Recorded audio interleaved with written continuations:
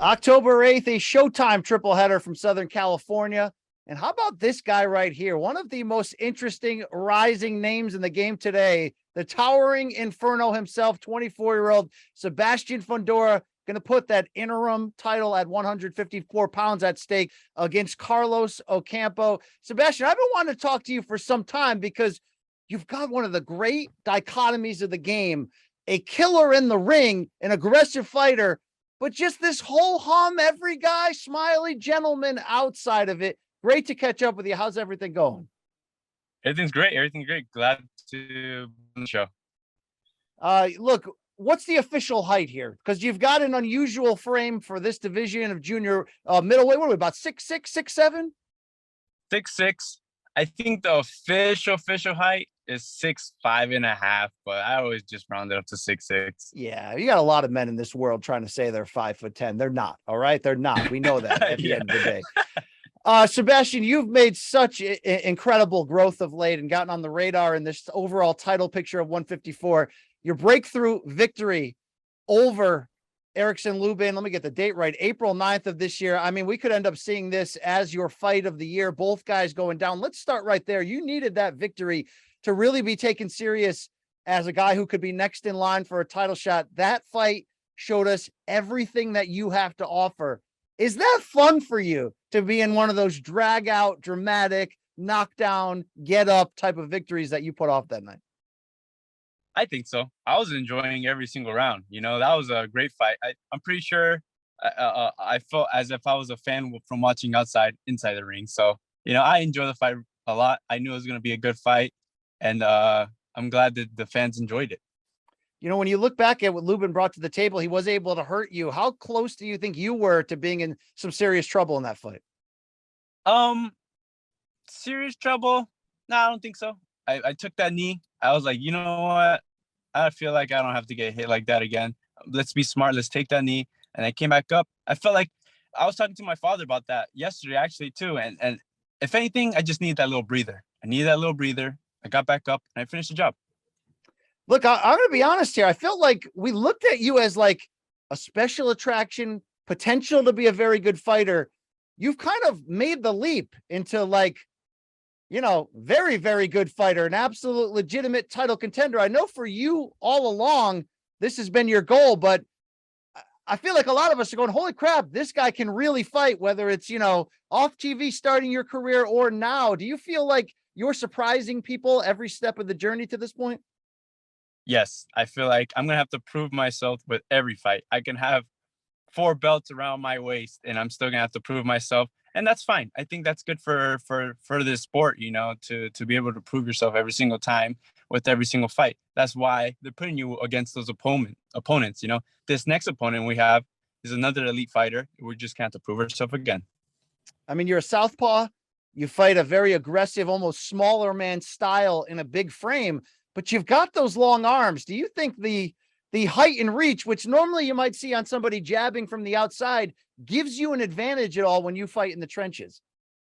Definitely. That leverage. It's that leverage. My dad's always telling me that leverage is a strong thing to have.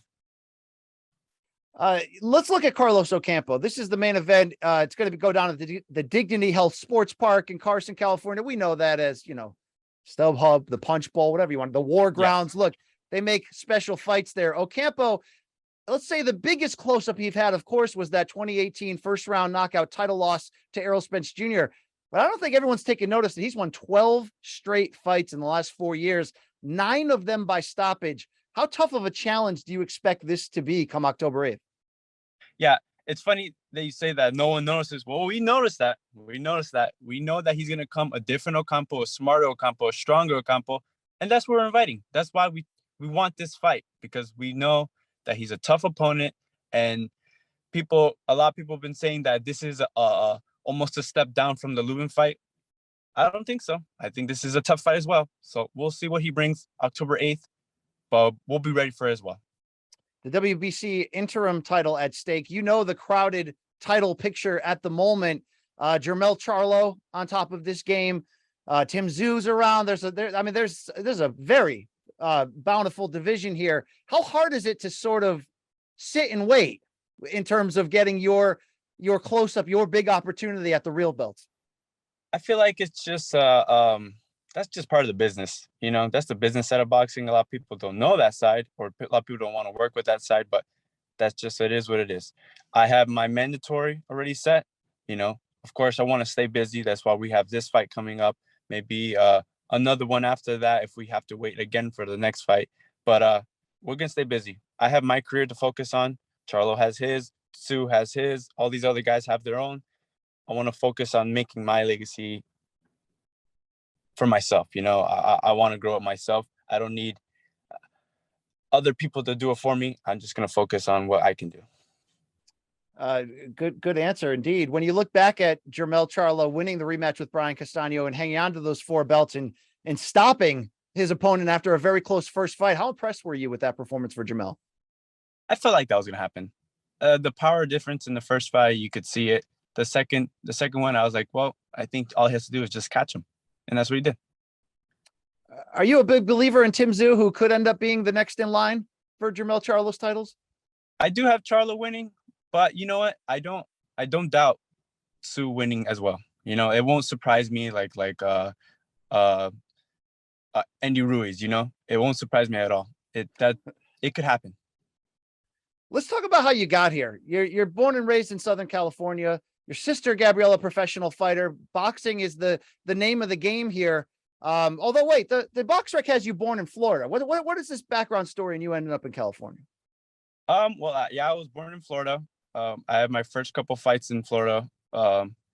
We moved when I was like 13, came over here, did all my high school here in California. So I consider myself a Californian, you know.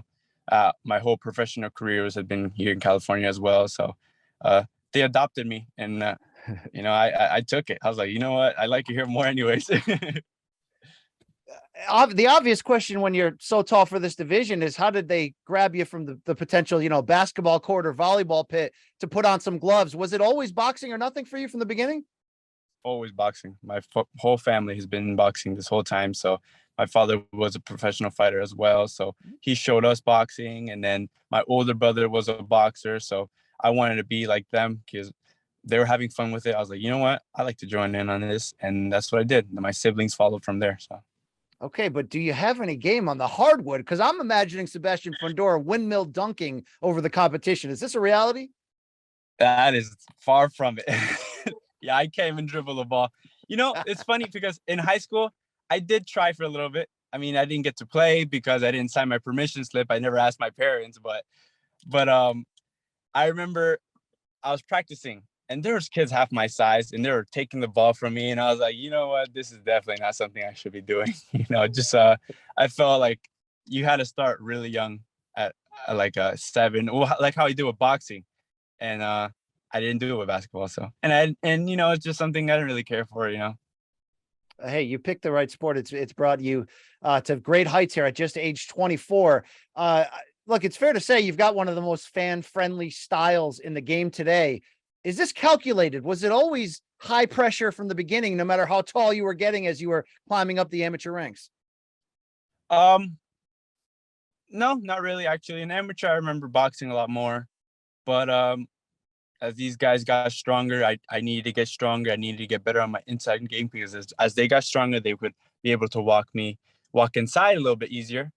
So I just figured instead of running away from that, let's invite it. Let's learn the game of the inside game and let's get better at it. And that's what I did.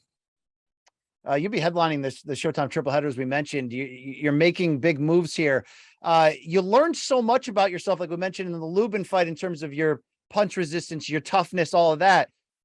That's got to give you the confidence that you can take anybody's punch, you know, in this division today. I mean, I'm sure you already knew that, but how much was that experience just, I guess, a reminder that no matter who I'm facing, Charlo, anybody, I can go in there and be myself and take whatever's coming back at me?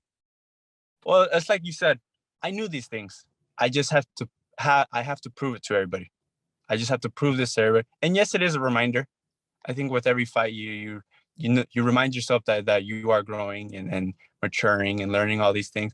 But I always feel like I get that with all the camps I do. I'm learning all the stuff through the camp. If I'm testing myself, it's through the camp. And then when the fight comes, it's just put it on display and show everybody what you got. Unnaturally tall for this division. We've seen that before. How hard of a cut though is this for you? Because with your frame, I feel like you can go up to 68, 75. I mean, I'm kind of just spitballing here, but like, do you see yourself staying in this division for many years? Well, right now I walk comfortably at this weight, so it's not a problem for me right now. Maybe later in the future, who knows? I want to win a title at this weight class. That's my ultimate goal. I've been campaigning at this weight class for my whole career, but who knows? Maybe next year, I'm thinking that I want to fight for the title, and next year I have to shoot up to 168. My body is growing. Who knows? But right now, I'm comfortable at this weight. I don't have a problem with it. I'm gonna stay at this weight. All right. We talked about how much you've proven people wrong. Why do you think your fighting style ends up being a surprise? And, for anyone that thought, okay, this Lubin fight could be the test where you get found out. No, you were doing the finding out. Why do you think you've been able to surprise people? It's because I don't know. I don't know if they don't think tall people can box or fight or anything like that. You expect a tall person to use his reach, his advantages. And yes, I can do that. I can do it, but I want to entertain as well. This is a sport that you want to see knockouts. You want to see people get hurt.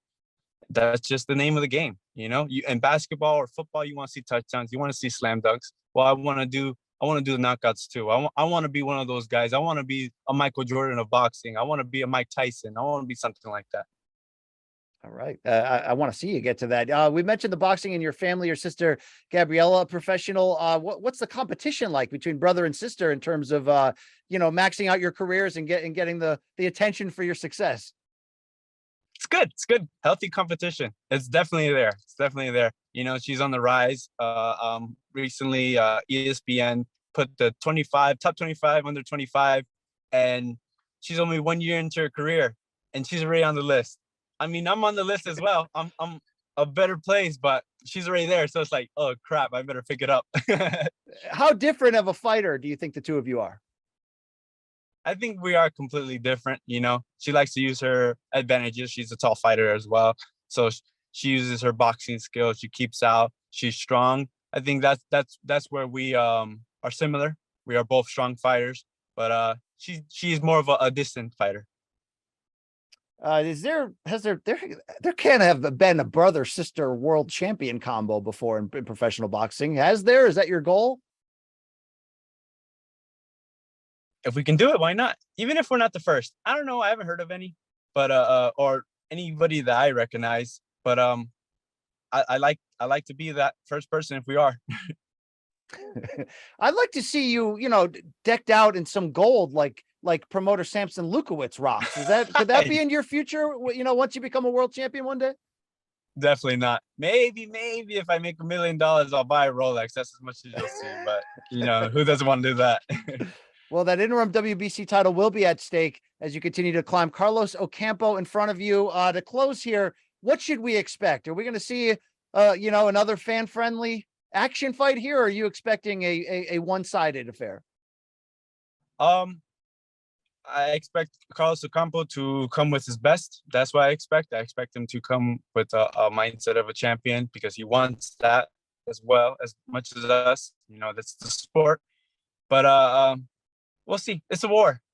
I can guarantee that. Two Mexican fighters in Southern California, it's going to be expected. So we have to bring our A game. And that arena, man, you fought there before, I assume. Is this correct? Yes, I know your sisters fought there as well. Is there magic in the air? I mean, how do you describe why that tennis stadium has become this like home of all action classics one after another? I think it's just the fan base. It's the fan base of California.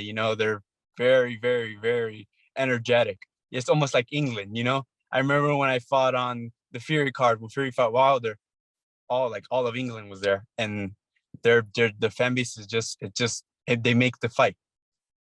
Shout out indeed. We're going to see you, Sebastian Fundora, Saturday night, October 8th, Showtime, the triple header. Can't wait. Great chatting with you. Best of luck moving forward, sir.